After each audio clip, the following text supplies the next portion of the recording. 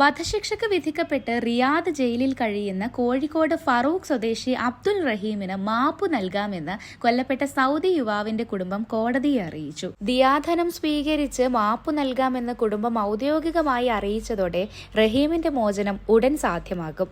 ദിയാധനമായി കൊല്ലപ്പെട്ട അനസൽ ഷെറിയുടെ കുടുംബം ആവശ്യപ്പെട്ട 15 മില്യൺ റിയാൽ നേരത്തെ തന്നെ റിയാദ് ക്രിമിനൽ കോടതിക്ക് ചെക്ക് വഴി കൈമാറിയിട്ടുണ്ടായിരുന്നു. മാപ്പു നൽകിയുള്ള കുടുംബത്തിന്റെ സമ്മതപത്രം ഉടൻ റിയാദ് കോടതി റിയാദ് ഗവർണറേറ്റിന് കൈമാറും. ജയിലിൽ കഴിയുന്ന റഹീം അധികം വൈകാതെ ജയിൽ മോചിതനാകും. തുടർന്ന് റിയാദ് വിമാനത്താവളം വഴി റഹീമിനെ നാട്ടിലേക്ക് അയക്കും.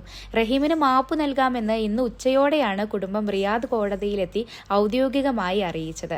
കഴിഞ്ഞ ദിവസങ്ങളിൽ കേസ് കോടതിയുടെ പരിഗണനയ്ക്ക് വന്നിരുന്നെങ്കിലും സൗദി യുവാവിന്റെ കുടുംബം എത്തിയിട്ടുണ്ടായിരുന്നില്ല.